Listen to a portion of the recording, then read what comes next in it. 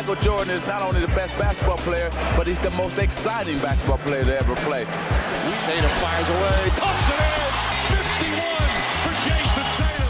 The Big Three NBA podcast is powered by Prize Picks, the exclusive daily fantasy partner of the CLNS Media Network. Hello, everyone. Welcome into this week's episode of the Big Three NBA podcast. I'm Kwani Lunis, joined by Sherrod Blakely and Gary Washburn. And we're going to start the show with some amazing news. Kwani is so damn hyped, y'all. You would think she had like a bag full of Skittles or something. Like, she's just bouncing off the damn ceiling. I'm so excited. So we are one of the finalists for the Sports Podcast Awards, specifically in the Best Basketball Podcast category. Everyone happy with Gary. Gary's so excited. Gary says, we can't do nothing to get that dude excited. Come on, one day it's going to happen. So what that means is, though, we need your help, of course, because there is a voting process that's involved. If you actually watch on YouTube, yes, fans are the reason why the winner will be decided. And so if you actually go to the Sports Podcast Awards website, you could just head there and go to the Best Basketball Podcast category and then vote for us there. But we're going to also make sure to drop the link in our YouTube description for this episode. And also, if you follow us on social, I'm going to post. I already posted, but I'll make sure that it's pinned somewhere it's easy to find. They will do the same, I hope. But it's great news, but also we couldn't have done any of this without the people that listen and watch on a regular basis. So thank you all for helping us get to this point. I'm really excited. And Kwani hasn't been this excited in a long ass time. She wasn't even this excited when she met Michael B. Jordan. Yes, I know. She was not this excited when she met Michael B. Jordan. I knew the joke was coming. Yes, honestly, Michael B. Jordan, you should vote for us as well because Facts. That would make it even more of a sweeter victory. No, he might have like some gripe with you. Maybe he could post on his story and then that might be it might be a fail. He'd be like, take her off the list. Like, nah. See, you'd be like, I would have rocked with you. What happened was I was gonna vote for you, but you lack see, enthusiasm. See, what happened was, why was you that enthusiastic about me? Oh my gosh. God. Making blockbuster movies, you treat me like I'm chopped steak or something. Man. Oh my goodness. But yes, that is, I'll give people the website just in case. The sportspodcastgroup.com. Go on their website. You'll look for the shortlist category, and then you'll head to the Best Basketball Podcast category, subcategory, and then vote for us, the Big Three NBA podcast. Coming to you live. Yes. All right. So the reason why you listen, though, is because we talk about the Celtics. Let's get right into it. The Celtics getting some downtime. They're going to be facing the Detroit Pistons, Sherrod's favorite team, this upcoming Thursday. That's their only game this week. But do you guys think that this lull in their schedule is coming at a good time? Let's just start off the bat with that. I think it is. I think the timing is good because they look like they could use a few days to just kind of recalibrate and just kind of really sharpen up a few things. I don't think they have been as crisp as they want to be and should be. And I think this time off it comes at a perfect time. And again, they're reintegrating themselves on the court against a team that's going to make them work.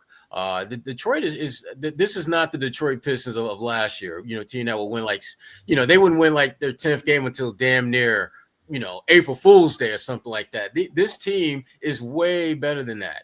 And they're going to give the Celtics a good run. And they typically do. They make the Celtics work. And for the Celtics, I think that's the perfect team for you to play when you have a week where you're not doing a whole lot. A team that's going to make you work and just become a little bit more crisp in what you do. And a team that really, even if you're not at the top of your game, you still should win by 8, 10, 12 points. Yeah, I do think it's a good time for a break. I think they've been banged up. I think Jason Tatum has not quite been himself. Kristaps Porzingis twisted his ankle against Memphis. He's not on the injury report for Celtic fans for Thursday, which means he's in. Same with Al Horford. You get your guys, older guys, some rest. I think this stretch is good. Then you get 2 days off, and you play Washington. Then I think you get another 4 days off. You play Chicago. So a real nice break in the next week or so in the past 2 days for the Celtics. So yeah, I just think they needed to lick some wounds, get over that game. When your schedule has Milwaukee, and they're playing better, and you're able to eke that game out. And you come back the next day with Ja and them and the Memphis Grizzlies and Marcus Smart. That's a tough back-to-back for anybody. And Memphis was ready for them. They were rested. They had the day off. So they're coming in there wanting to make a point that they hadn't won at the Garden in 11 years. They hadn't, beaten the Celtics, I think, in 6 years. So I think that was a big game for Memphis. And then you're coming off that emotional win over Milwaukee. So I think it was good for them to get some 3 days off. They returned to practice on Wednesday. And then you got Sherrod's guys tomorrow, the Detroit Pistons coming in, a couple more days off. Then you got at Washington, a team that's tanking. You should not lose that game.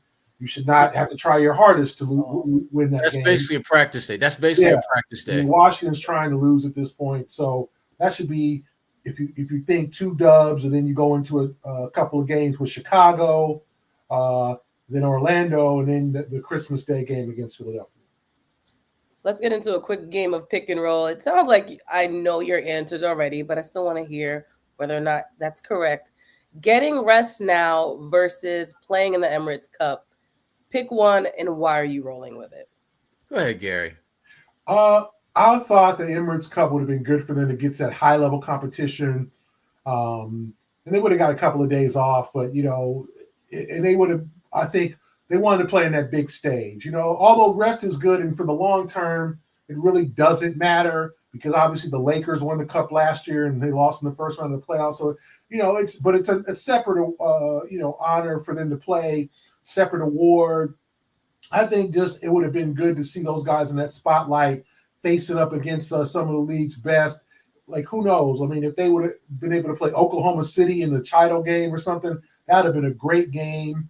Those 2 teams play early January, so we'll get a little sneak preview of the NBA Finals. We'll see, but it's close. I mean, the rest is good, and they would have had to play a lot because if they would have gone in the quarterfinals would have been Tuesday, then again going to Vegas on Saturday. They would have made it through, but I thought that would have been really used for them, and it's something that they did want. They, as much as you can say, oh well, we don't really care who it doesn't matter. No, I think they really wanted to get there, and they are upset that 1-point loss to Atlanta is what cost them. Gary, this was not close. They need the damn rest, Gary. At the end of the day, Gary, there's only one goal that matters. And there's a lot of, man, this will be nice moments, but there's only one goal that matters, and that's an NBA championship, bro. Getting rest brings you closer to making that happen. If you're going to be the last team standing, if you got to play Oklahoma City, you play them when you need to play them. You play them when you have to play them. Beating them now means nothing. Beating Dallas now means nothing. Beating those teams that are near the top now means absolutely nothing. But if you can get some rest and strengthen your team as a whole and continue to build on what you've already started this year so that when you get to April and then you get to May and then next thing you know, you're playing into June, nobody going to remember what happened in that damn cup in Vegas. The Lakers showed us the blueprint of what a empty, hollow championship is about. That's what they got last year. And I'm hoping this year at the Cup that somebody like Atlanta wins it because they could use something like that because that is a franchise that has little to no significant basketball history or championship pedigree at all. And for them, you might get a parade down Peachtree if they win the Emirates Cup championship. Who will be there? Outcast, Loonies, Andre 3000, Usher baby, Ludacris. Yo, hey. That'd be kind of fly. Actually, hey, where's the shade? Hey, no, I ain't clowning. Okay, I'm making sure. I started this rant by dissing them, but and then now I'm really not. I want to that championship parade. I just might have to fly into the ATL to cheer them on for that. T.I. Shoot. Damn. Shoot. Let's do it. Yo. Go Hawks. Let's go Hawks. No, but the Celtics could use the rest, though. I just think that at the end of the day, that is what's going to be the only thing I worry about them that will keep them from winning a championship is injuries. And I think anytime they can get off their feet and just work on the fundamentals and just sharpen up their game, That's a good thing. And I think about a guy like Derek White, for example, and some other guys on this team that I think have some kind of nicks, kind of bumps and bruises that they could use some downtime. And to me, the value in them getting rest is worth more than the value of them winning a midseason championship. And again, it'd be nice if they got it, but Jason Tatum ain't losing no sleep or real bread if we keep it at 100 about not being there. And if you ask, I think most of these guys, would you take an opportunity to get some rest, which might better prepare you for a deep playoff run versus, an extra game or two against quality teams? Because, think about it. The NBA did the Celtics the solid of all solids after they didn't qualify for the Cup. They didn't just give them like two opponents. They gave them a average to slightly below average opponent at home. We was just talking about how good Detroit is now. What you talking about, Sherrod? Gary, they went from being trash to being slightly below average. My boys in the D. Don't go back there no time soon, Sherrod. Gary, my boys in the D. Even my boys in the D recognize they were trash last year. Now they're slightly below average. They're much better. Much better. But they gave the Celtics that team to play at home, and then they gave them the team that is trying to be trash on the road. So the Celtics, in terms of games played that they had to add to their schedule, they could not have possibly added two more weaker teams other than maybe take out Detroit and bring in Utah. That would have been, to me, that's about the only way you could have made this a easier 2-game stretch for them. And that's great for the Celtics because, again, like I said earlier, you work on your fundamentals because you got a little more time to rest and relax and just practice. And you're not necessarily playing one of the top-tier teams, so that it's not like you got to be playing at your A or A minus to help B plus game to beat these two teams. So that's a good thing for Boston as they kind of gradually get back into the swing of things and continue to keep that pressure on Cleveland for that top spot. Gary. All right, let's get into trade talks because they've already begun. What do you both think that the Celtics would want? And also, what would they be willing to part with in order to make those big moves, if any? See, the thing about the Celtics, when the season began, and we all talked about this, like there really wasn't a major, if they had this, they're over the top. Looking at the way this season is played up now, we're a little bit more than a quarter of a way through it. If there's one thing that I think they could probably benefit from, I think is another wing player, like a legitimate wing player. Because, I look at Jason Tatum, I look at Jaylen Brown, Derek White. It'd be nice if they had another guy that they could kind of throw in there because Sam Hauser has done a solid job. And that's just all you can expect out of Sam. He's going to knock down shots. He's going to be, do what he can defensively, but he's not necessarily a game changer per se, unless he's really got to roll from 3-point range, which is possible. But it'd be nice if they had another guy they could maybe throw in the mix from time to time. And as far as who they part with, I look at that bench. Springer is to me the most obvious guy that they would be willing to cut loose. It'd save them some money, and that's a roster spot that at this point isn't really getting much use. When you look at, for example, you look at Springer and you look at Peterson, who's on a 2-way.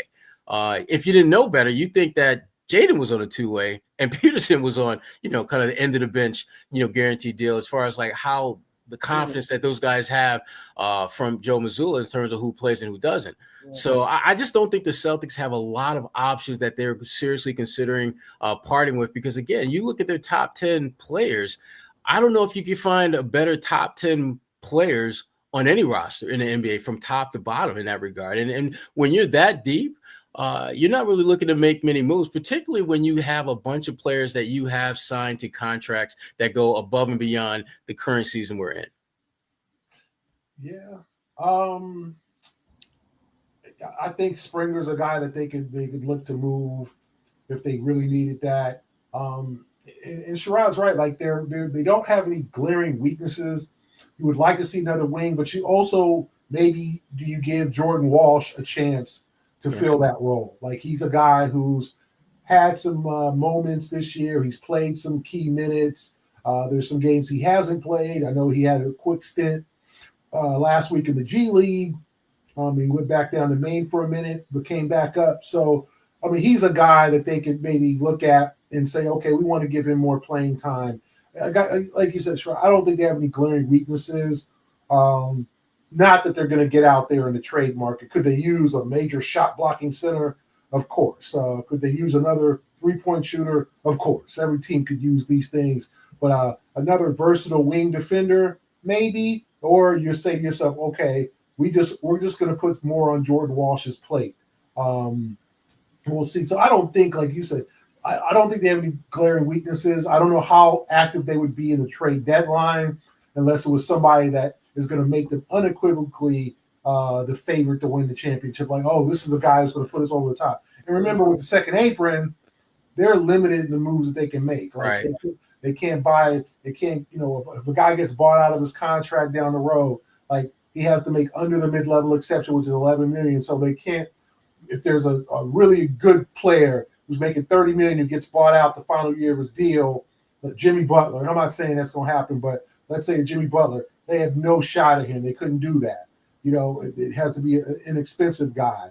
So we'll see. And also, I think in terms of like what happens, the trade deadline's about 2 months away. Like, is there going to be an injury that comes up that they need to fill a need? Or is there something glaring that's going to eventually evolve? But right now, I don't see anything like, oh, man, they need to get this person or they need to get this position right now, or else I don't think they can win it. I think they can win it with the team that they have. Yeah, there's definitely very few paths that the Celtics can take that you just don't – that you see don't result in them winning it all.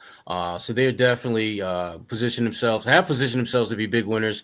And you, my people out there, can position yourself to be big winners with our good friends at Prize Picks. Is the best place to get real money sports action. With over 10 million members and billions of dollars in awarded winnings, Prize Picks has made it super easy. Daily fantasy sports accessible to all. You just pick more or less on at least 2 players for a shot to win up to 200 times your cash.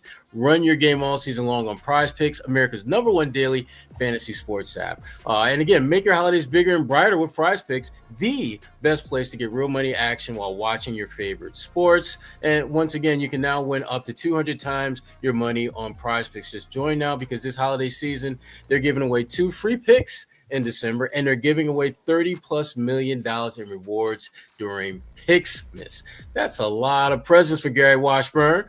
Prize Picks also offers weekly promotions that can lead to big payouts like Taco Tuesday, each Tuesday, obviously. Prize Picks also discounts select player projections up to 25% to provide even more value for your lineups. Just sign up today and get $50 instantly when you play $5. You don't even need to win to receive the $50 bonus. It's guaranteed. Prize Picks is the best way to win real money this basketball season. Which players are going off, which ones aren't. Make your picks in less than 60 seconds and turn your sports opinions into real money all season long. And again, if you want in, just download the app today and use the code CLNS to get $50 instantly after you play your first $5 lineup. That's download the app, use the code CLNS to get $50 instantly after you play your first $5 lineup. Prize Picks, run your game. All right, let's get into Sherrod's favorite team in the NBA, the Detroit Pistons. Slightly below average. Oh, for gifts of Gary's reaction, and we need an archive of all of them. The Detroit Pistons, they're playing the Celtics on Thursday at the TD Garden. What concerns you most about that game? I'll start with Gary. Yeah. Well, honestly, they played well the last time, and they hit season high 23-pointers. Tobias Harris played as well as I've seen him play in years against the Celtics. He's usually terrible against the Celtics or non-existent. He had 27 points. Cade Cunningham was rolling. They got some key contributions from their guys. Not a great game from Jaden Ivey, but he had his moments. Marcus Sasser came off the bench. So they've got a talented young team. They're not gonna, they might make a push for a play-in spot, but they're at that point where they're losing a lot of close games. They're losing a lot of games that they're losing in the final, like the Celtics. Not, they rallied against the Celtics to cut it to 5 late, but like losing games in the last 4 minutes. That's the stage that they're at now. That they're still trying to learn how to win ball games under a first-year coach of Pistons, J.B. Bickerstaff. But I just think they can bring – if you catch the Celtics, if they catch them off guard, remember, the Pistons went and won at New York against the Knicks last week. Like, Cade had a triple-double. Against us. Like, Cade's playing really well. If they come and they hit shots and they get some stops, it could be definitely an interesting game. The Celtics should win. They should coast. They should win easily, and especially well-rested with all their weapons ready to go. But this is not a team that you sleep on or go, oh, the Pistons are just going to piston.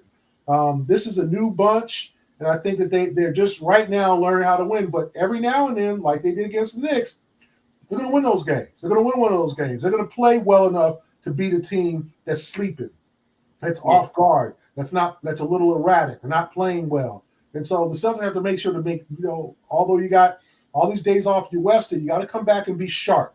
So a sharp Celtics team easily beats the Pistons.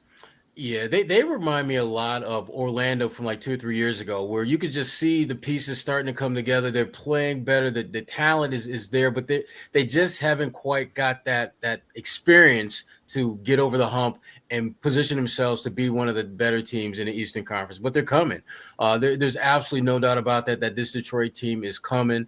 But when they arrive, it's going to be a minute before they get there, because they're just not quite ready to play at the level of the Celtics right now with any kind of consistency. They can knock them out every once in a while, and they certainly can beat them, but not surely based on talent. Many things have to go wrong for Boston that Detroit has little to no control over for Detroit to beat them. It happens all the time. We see it happen all the time in the NBA and in other sports as well. So I'm looking forward to the game, but my big concern for the Celtics is boredom. That they don't play with the kind of focus that they need to beat this team. Because as Gary pointed out, if you show up and think that because you just showed up and you won a championship back in June, that they're just going to roll over and play dead for you, you might get that ass whipped by 10, 15 points. You might find yourself down by 20 in the first quarter. Detroit has guys who can play. And when you get like a damn near career type game from Tobias Harris, which he was pretty damn special last time they played, they become very difficult to beat. But that being said, Boston should win this game. They should win it comfortably. I think they will have some stretches, probably in the first half, more so in the second, where they're not going to be separating themselves the way they would want to. But I do think over the course of the game, the Celtics' double-digit lead should be pretty much able to be maintained for most, if not all, of the second half. And they get this win and just, again, pick up where they left off before, they took this nice little siesta. The same could be said for that. The same could be said for the game on Sunday. That means rest, Gary. In case I think we all knew what that meant. That's what I need. Gary needs the language translator, because clearly. Last week he was talking about chimichangas for Thanksgiving. Now you're talking about a siesta. That's a great point. I forgot about that. What are you talking about, Sherrod? Gay? Oh my gosh. Gay Poppy? I'm not saying. I'm talking about you had burritos and enchiladas for Thanksgiving. Taco Tuesday on Thanksgiving. Feels like Taco Tuesday. Every day should be Taco Tuesday. I'm with you on that one. That is my politics. Facts. Those are my only politics. Sunday's game against Washington. What should be the takeaway against the team that is taking? That's Gary's team. Talk about your team. How was that Gary's team? How's that my team? I mean, it's just not to lose. Just the Wizards are trying to tank. They're not completely healthy. They have a bunch of young players. They're just trying to literally figure things out. So put them away early, make it a blowout. The last game was competitive. Washington played probably one of its better games of the season. The Celtics had to pull away in the last few minutes to get the dub. I think they won by 12. So if you want to make things easy on yourself, put them away early, and then you just play. I mean, they're a team that's prone to get blown out. I think they have the worst point differential in the NBA. They're a team that's just essentially tanking, folks. Like Washington, and I know it's like, well, geez, hasn't Washington tanked the last few years? Yes, it seems like they have, but they really haven't. But this is the year they're trying to go for Cooper Flag. They're trying to get the number one pick. They're trying to get a franchise. Yeah, they lose their games by an average of 16 points a game. That is by far the worst in the league. The next team is New Orleans at 11.7. This might even be a record. I'll look this up. But the worst point differential in NBA history. like they lose every game by 16 points. Historic. That's really bad, right? Really bad. So the Celtics should not have any trouble with 2 days off. Go down to DC, get your good dinner Saturday night or whatever you do. Get you some good tacos. Yeah, chimichangas. And margaritas with the margarita. Facts. Sugar on the rim. Yeah, so to me, that's what they should do. And then get a dub. Don't give them any hope. Take care of business, get out of there with a dub, and then you get ready for a few more days off against Chicago. Yeah, that team they're bad in every sense of the word, and you're right. It's like the reboot is a reboot of the reboot with Washington. They're always rebooting, and they're just bad, man. I mean, I don't know how more we can lay it out to the people that this team is like incinerator trash. Like, you really want to burn this thing down.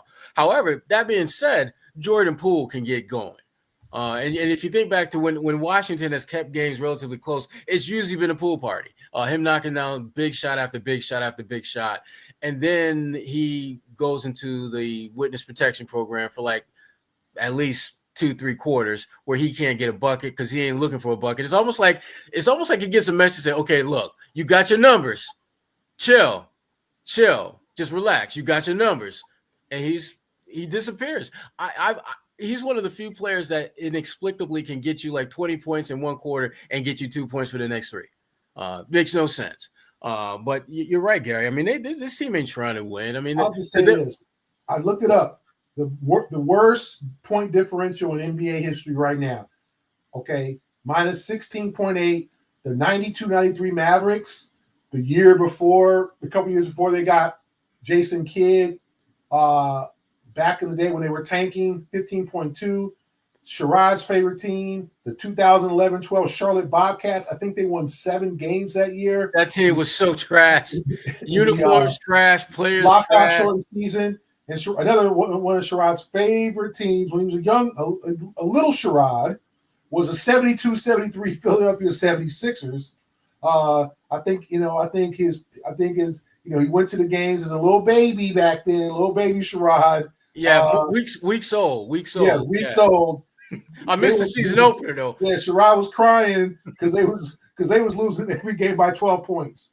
So I was still in my mama belly, so I missed the season opener. Sherrod was crying because the one game, they had family night and little Sherrod went. And just got their ass kicked. I hate this dude. This is so ridiculous. I hate him. They drove down from Syracuse to Philly in a little station wagon. Everybody had a Ford station wagon. Went to the Spectrum and watched the damn Sixers get their ass kicked. So the Wizards could be the worst team of all time. We'll see about the victories. They've got 3 now, I think. They're 3-20. Let me see here. What are they? 3-19. Okay. About to be 3-20. About to be 3-20. But we'll see. But yeah, the Celtics should not lose this game. No. The Celtics should not lose that game. And certainly, if you want to see them play, the tickets are going to be pretty damn cheap. And if you really want really inexpensive tickets, Game Time app is what you are looking for. For those of us who want to watch our favorite college and pro teams play and don't want to mortgage the family home to do so, Game Time has you covered with great ticket prices on all types of sporting events as well as concerts. When I'm thinking about going to a football game, the first place I go is Game Time. And all of us have football games, it looks like, in the bowl season. Gary, your Cal crew is going to, I think it's the LA Bowl. It's going to be in Inglewood. Inglewood. And my crew, Syracuse, we are going to San Diego for the Holiday Bowl. And I think BC, y'all got that pinstripe joint, right? Y'all going to Yankee Stadium. Kwani going to New York. Kwani going to New York. Again. The last time I was at the pinstripe, I turned around to go to the bathroom and our kicker missed a field goal. Never again. We lost that game. Very upset. And I brought my brother's tickets for that game too. We were a little sibling outing. Man, no, but they're better than that. They're better than that. They are better than that. They are better than that. And you definitely should think about checking them out, especially if you can get especially through Game Time, where you can get a really good price on the tickets. And the other cool thing about Game Time app is the all-in pricing that shows you what you got to pay before you get to the checkout. And again, you get a panoramic view of the seats at Yankee Stadium if let's say you're going to the Pinstripe Bowl, and you can pick the seat that you choose, and you can do that before you buy. So because of the panoramic view that you get before you buy, you have a pretty good idea of what your sight lines are going to be like once you actually get to the arena. And to get in on this, all you got to do is download the Game Time app, create an account, and use code CLNS for $20 off your first purchase. Terms apply. Again, just download the app, create an account, and use the code CLNS for $20 off. Terms apply. What time is it? Game time. I got a little tip, Sherrod. I got a little tip. Oh, God. Speaking of that. Being, oh, God, really? That's your reaction? Now, remember, folks, tomorrow's game was not on the original schedule, so tickets are cheaper for tomorrow's game than normal Celtic games. So if there's any tickets available, and I'm sure they are, and let's say Sherrod is saying Game Time, the tickets will be probably 50% less than they usually are because there was not an original game on the schedule. So if you're a Celtic fan in Washington, you want to go see the Celtics play the Wizards in Washington, it's going to be the same situation. Those two games, obviously, folks, were not part of the original schedule, so tickets were not available to a game that didn't exist. So the tickets have been available now a few days, and the tickets are cheaper because it's Christmas time. People are in the streets doing their thing. There's all kinds of stuff going on, so people are like, well, I'll just miss that game, or season ticket holders, I'm sure they have access to go to those games, but that's a Thursday. I'll just pass on that.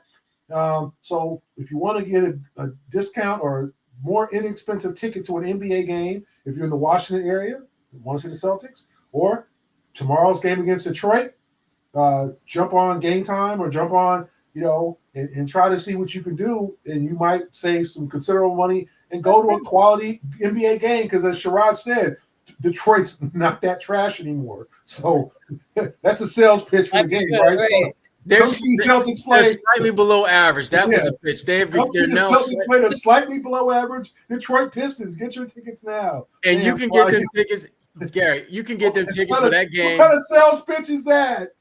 You can get those tickets for as low as $28. When the hell could you get in the TD Garden for $28? Exactly. So back in the old Garden, as people download the app, jump on it now. And if you want to get like a Loge corner seat, that's like $60, which again, that's ridiculously low. So if you want to if you want to see the Celtics play, because let's be honest, you jump on that. I jump on it now. This is tomorrow, but jump on it now. This is real time stats we got here. That's a great. Well, you gotta have me do the sales pitch. No, honestly, because I got Gary now. Well, come on, Sherrod. You talking about an below average team? You gotta hype up the Pistons so these people can get something worth their dollars. People come to see the Celtics. People come to see the Celtics. So let's stop. See, Gary, that's the problem with folks from Cal. They try to twist and contort the facts. Contort the facts. The fact is, people are not coming to TD Garden to see the Detroit Pistons. They're coming to see the Boston Celtics, and they can come tomorrow and see them for ridiculously cheap. Jump on it right now. After this podcast, now don't sign off the podcast, of course. When we done, y'all. When we done, then y'all can do this. But buy my album first. No, brother, you got to get your own. Buy my album first. But get and jump on it because I said those tickets are 50% less cheaper than they usually are because the game was on an original schedule. So go catch a game. Try to take your family. It's a good experience. That's a great idea, Gary. You mentioned Cooper Flagg, the projected 2025 number one pick. And I want to quickly pivot off the rundown because I should have mentioned this to you guys earlier, so it might be blindsiding you. But AJ DeBunsa, who's actually from Massachusetts, committed to BYU on Tuesday. And it's funny because the first thing I thought of was like, why is he going to BYU? But then my green flags went up. I was like, Danny Ainge has to be involved in this. Lo and behold, I read an article. Danny Ainge was part of it. So Danny Ainge knew him when he was rising in the ranks, obviously here in Massachusetts before he ended up back in Utah. But I just wanted to get your thoughts on him going to BYU, but also obviously being projected as a top pick in 2026. I mean, does that end up? I mean, for him, I imagine he'd want to end up back home. But what do you guys think the future looks like for AJ? Well, first of all, AJ is one and done. Let's just get that out the way. He's going to do one semester. They officially it's called 1 year, but he's going to do one semester at BYU, and he's going to be really good. This is an example of what happens when NIL money levels the playing field, because there is no way, if NIL money wasn't a factor in all this, that he would go to BYU. Because with NIL, you can basically, whether you go to Brigham Young or Boston College or backwoods of Tennessee, you're going to get paid. You're going to get paid, and that gives folks like AJ more options. But this isn't the first time that Danny has tried to. Danny's presence has played a role, at least a player thinking about, coming out BYU. Gary, his name is escaping me now. He's from Chicago, played for the Celtics for a hot minute. Jabari Parker. Yes, Jabari Parker. That was another one that Danny was another local kid too. Yeah.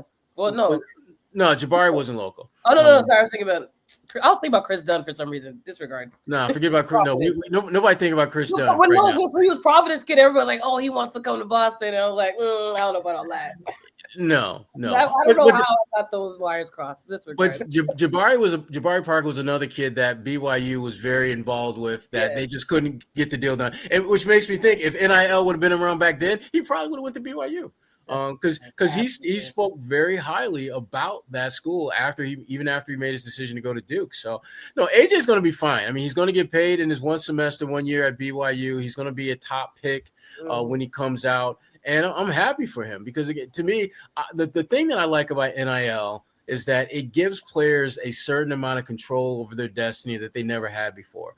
A lot of kids will go to like a Kentucky or to a Duke or to a Syracuse or somewhere like that, because that program offered them the best opportunity to have their skills showcased. But now, with the advent of so many different ways players are seen, and conferences all over the country are now a bigger deal, and you don't have social media, and you don't have the dynamic of, well, if I go to this school, I can probably get more above board benefits, where now everybody is cutting checks. So it's just a matter of whose check are you going to cash? And are you going to cash that check in Utah? Or are you going to cash that in North Carolina or Florida or New York, wherever? Yeah. So I love the fact that he is cashing in on this opportunity.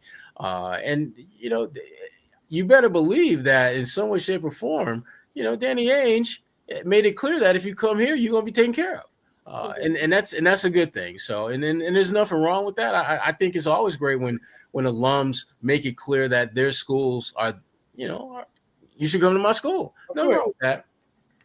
Well, shout out to Brockton. I just wanted to make sure we gave him a little bit of love. We'll get back into the Celtics really quickly.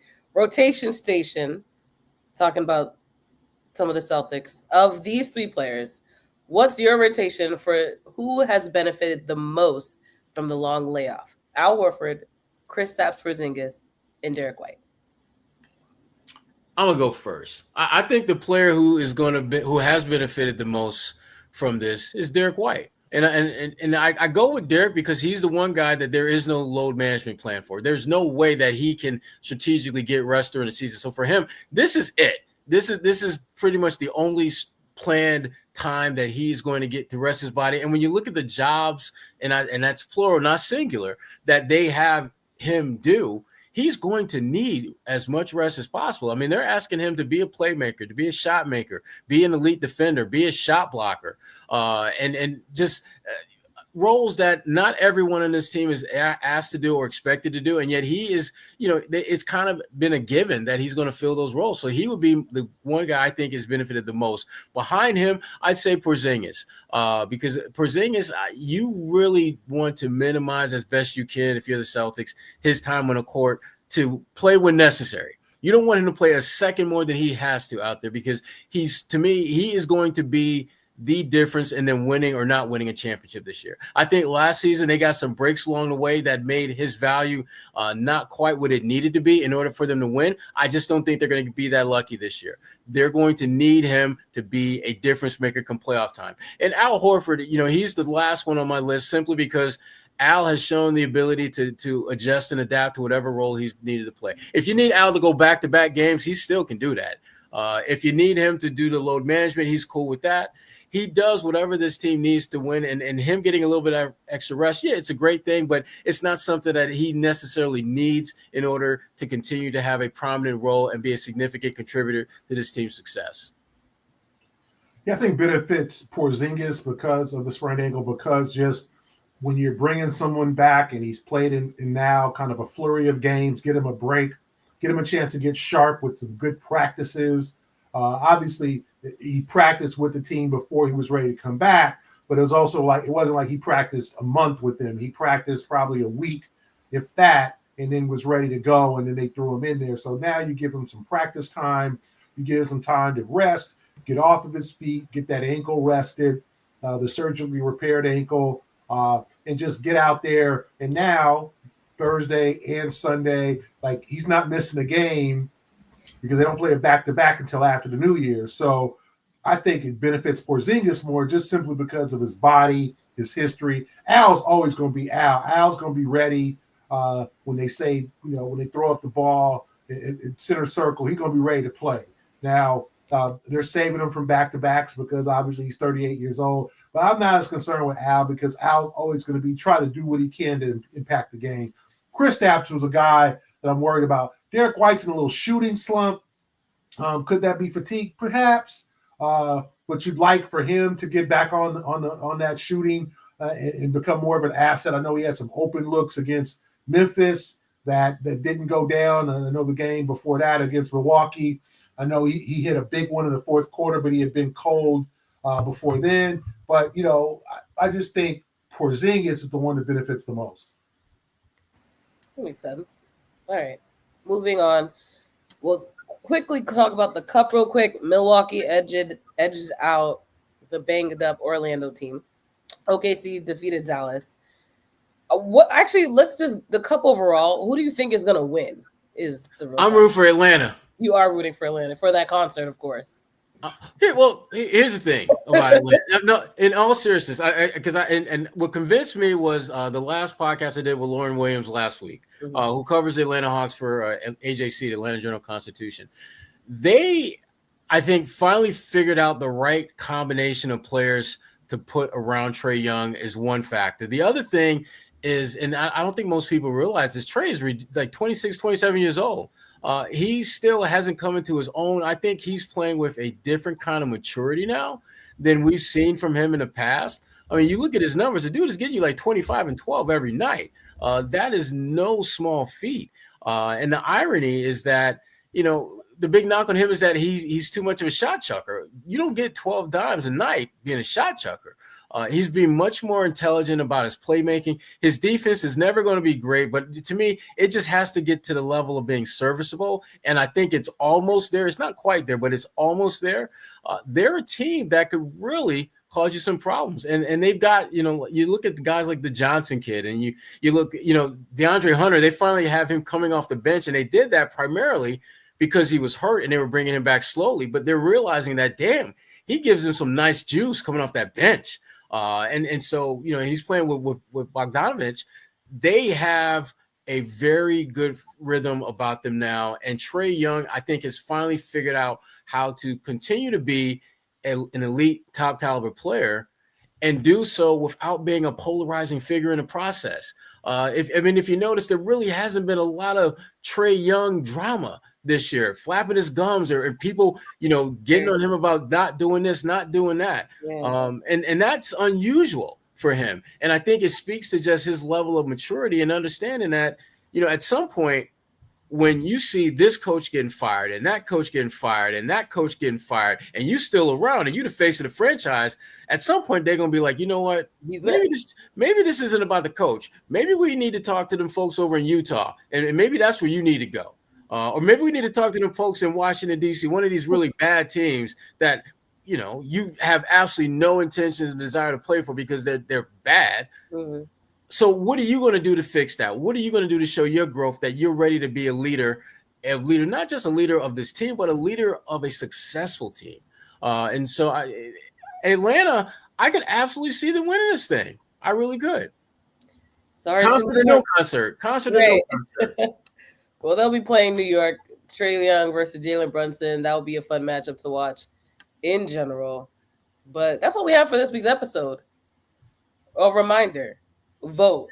Your vote matters. And I'm not talking about the United States politics. I'm talking about the sports. You're talking about podcasts. Right. Sports podcast group. Not the election. Not the election. We're talking about the podcast.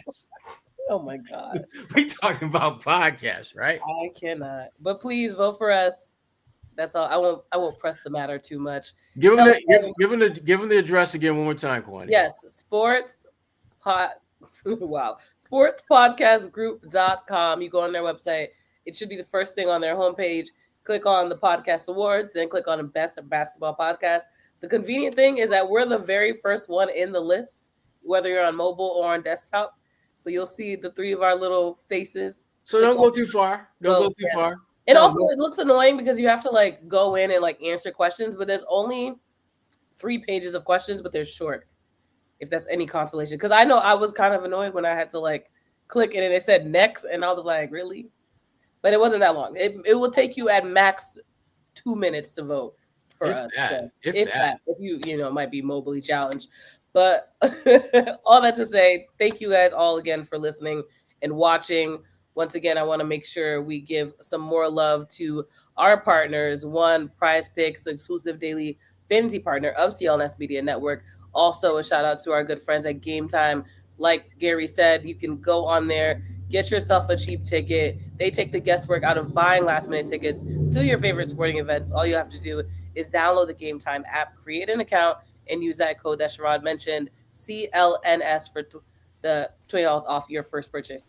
Terms apply. But that's all we have. Any final words before we wrap this thing up? I'm just excited to see that slightly below average team come to the TD Garden. Slightly below average teams. Hey, those are the best games usually. For Sherrod Blakely and Gary Washburn, I'm Kwani Lunis. We appreciate you listening to the Big 3 NBA podcast. Peace.